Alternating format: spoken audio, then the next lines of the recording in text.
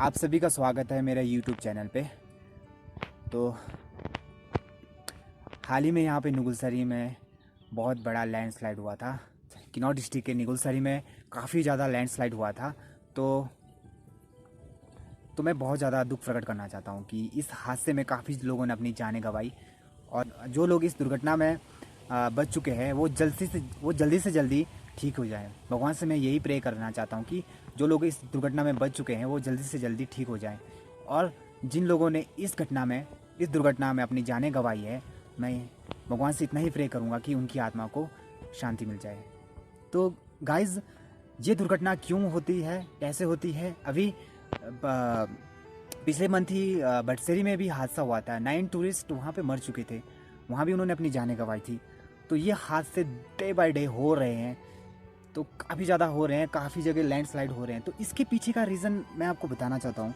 जो ये लैंडस्लाइड हुए हैं, इसके पीछे का रीज़न तो 90% तो मैं हाइड्रो प्रोजेक्ट कंपनियों को भी देना चाहता हूँ। बिकॉज जो ये कंपनियां किन्नौर में एंटर हुई है, जैसे ही एंटर हुई है तब से ये पहाड़ धंसने शुरू हो चुके हैं। मतलब कोई किन्नौर में ऐसे गांव हैं जिन्हें मतलब रेड जोन घोषित कर चुके हैं, मतलब खतरे के निशान में रख दिया है ऐसे ऐसे गाँव को। तो इसके पीछे का रीज़न यही है कि जो कंपनियां यहाँ पे बनी हैं, प्रोजेक्ट लगे हैं, तो जो ये प्रोजेक्ट बनते हैं तो इनको टनल बनाने पड़ते हैं। तो इनको टनल भी बनाने पड़ता है, और एक नहीं काफ़ी ज़्यादा टनल बनाने पड़ते हैं। तो ऊपर से इनको इतना सारा लैंड चाहिए होता है डैम बनाने के लिए। जब डैम बनाने के लिए इतना सारा लैंड चाहिए होता है तो वहाँ पे कहीं बहुत ज़्यादा खुदाई होती है, वहाँ पे बहुत ज़्यादा खुदाई भी होती है, और ब्लास्ट भी करना पड़ता है उन्हें। तो सोचो, ब्लास्ट करने से और टनल बनाने के लिए और डैम बनाने के लिए इतनी जगह को काटना पड़े, तो जो पहाड़ी एरिया है, तो पहाड़ के एरिया में जो गांव है, तो वहाँ कितना ज़्यादा फ़र्क पड़ेगा उनको। मेरे हिसाब से बहुत ज़्यादा फ़र्क पड़ता है दोस्तों। जब भी नीचे से ज़मीन काटी जाती है, टनल बनाए जाते हैं और डैम बनाए जाते हैं, तो ऊपर जो पहाड़ी एरिया होते हैं वहाँ पे बहुत ज़्यादा काफ़ी ज़्यादा इफेक्ट पड़ता है वहाँ के विलेजेस को। वो गांव धंसने शुरू हो जाते हैं। सेम आज भी ये हाल हो चुके हैं। सेम अभी जो नुगलसरी में हादसा हुआ, वहीं उसी से नीचे एक टनल भी जाती है। अगर हम न्यू प्रोजेक्ट को रोकेंगे नहीं तो ऐसे हादसे हज़ारों में होने लगेंगे। ये जो अभी हादसा हुआ है तो बहुत ज़्यादा दुखदायक है। मैं चाहता हूँ कि हम सबको एक होना ही पड़ेगा। अगर हमने इन सबको रोका, इन कंपनियों को रोकना शुरू कर दिया, तो ऐसे हादसे बंद हो जाएंगे, और हमारा किन्नौर बहुत ज़्यादा सुंदर था और ज़्यादा सुंदर हो जाएगा। जो हमारी सतलुज नदी है, ये एक काफ़ी सुंदर नदी भी है, और इसका बहुत ज़्यादा महत्व भी है। ये प्राचीन टाइम में बहुत ज़्यादा खूबसूरत नदी हुआ करती थी। इस नदी का पानी काफ़ी खास था, इसे पिया भी जाता था, और देवी देवता भी इस पानी के भी जाते थे और पूजा पाठ भी करते थे। इस नदी का बहुत ज़्यादा मतलब महत्व है। बट आज ये नदी बिल्कुल तहस नहस हो चुकी है, इसका पानी पीने लायक नहीं है। तो बहुत ज़्यादा नुकसान हो चुका है इन प्रोजेक्ट के आने से। तो मैं इतना ही कहूँगा कि आने वाले टाइम में जो न्यू प्रोजेक्ट आएंगे उसे रोकना ही पड़ेगा। जो मर्जी हो, इसे रोकना ही पड़ेगा। अगर आज हम एकजुट होंगे तो ही प्रोजेक्ट के काम रुक सकते हैं। और साथ ही साथ मैं इतना कहना चाहता हूँ, जब ये कंपनियाँ आती है तो इतने सारे पेड़ कटते हैं, तो जब पेड़ पौधे कट जाते हैं तो हमारी प्रकृति को बहुत ज़्यादा लॉस हो जाता है। तो दोस्तों, अब मैं आपको पेंटिंग के थ्रू बताना चाहता हूँ, जब भी कोई हाइड्रो प्रोजेक्ट कंपनी किसी गांव में, किसी विलेज में, किसी डिस्ट्रिक्ट में एंटर होती है तो तब वो क्या हाल कर देती है, सब कुछ बताना चाहता हूँ। तो बने रहेगा मेरे इस वीडियो के साथ। इस एरिया का क्या हाल कर देती है कंपनी जब भी वो उस एरिया में आ जाती है, तो क्या हाल कर देती है वो सब कुछ बताऊंगा। पेंटिंग के थ्रू आपको सब कुछ बताऊंगा।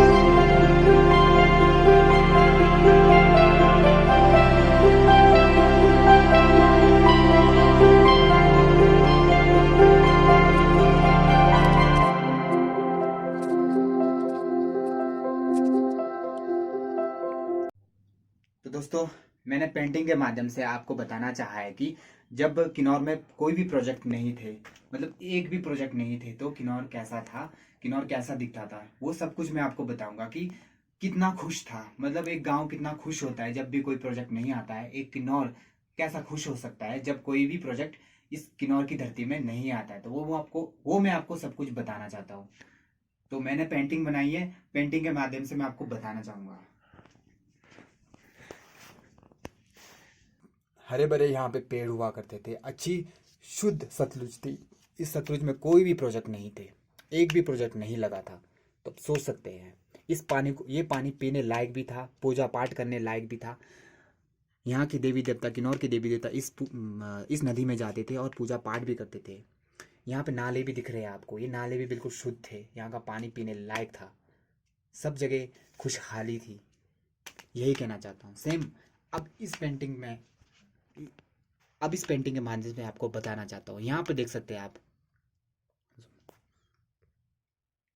यहाँ पर एक बहुत बड़ा डैम बन चुका है, देख सकते हैं बहुत बड़ा डैम बन चुका है। इस डैम को बनाने के लिए काफ़ी ज़्यादा ज़मीन लोगों की जा चुकी है, और साथ ही साथ यहाँ पे टनल है। ये टनल यहाँ से होके इस टनल में जाता है। तो सोचो बीच में यहाँ पे गांव भी है, तो नुकसान होगा। यहाँ पे कोई भी फसल नहीं उग सकती। अगर अगर मान लो यहाँ पे कोई भी फसल उग भी जाएगी तो उसके अंदर से सारे जो विटामिन होंगे वो तो ख़त्म ही हो जाएंगे।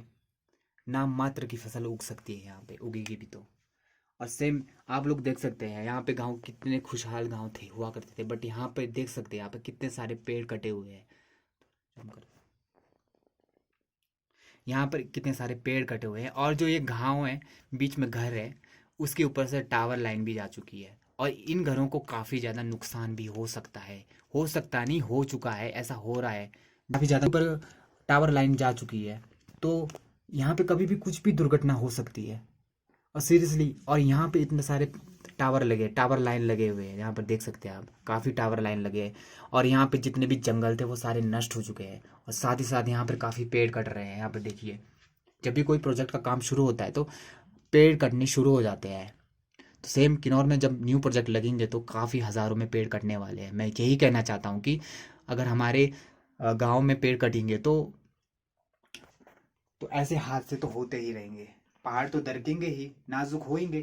जब पेड़ ही नहीं होंगे तो स्वच्छ हवा आना बंद हो जाएगा, और पहाड़ी टूटते ही रहेगी, टूटते ही रहेगी। ना ही कोई स्नोफॉल होगा, बस कंटिन्यू बारिश पे बारिश होगी, ऐसी बारिश होगी जो तबाही लाएगी। तो दोस्तों, आपने देखा ही होगा कुछ सालों से, कुछ 6-7 सालों से ऐसा हो रहा है कि यहाँ पे ना ही ढंग से बर्फ आ रही है, ना ही बारिश आ रही है, ना ही अच्छी फसल उग रही है। इसके पीछे का रीज़न बस यही है, क्योंकि यहाँ के इन्वायरमेंट के साथ काफ़ी ज़्यादा छेड़छाड़ हुई है। मैक्सिमम कंपनियों ने, प्रोजेक्टों ने काफ़ी ज़्यादा छेड़खानी कर दी है। तो इसके पीछे का रीज़न यही है।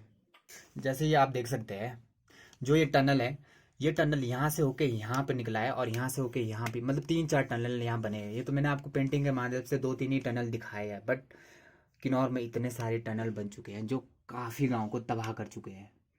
ये जो गाँव है खिसक रहे हैं, किन्नौर में ऐसे ऐसे कुछ गाँव हैं जो मतलब धंस रहे हैं, मतलब नीचे सतलुज नदी तक ही जा चुके हैं।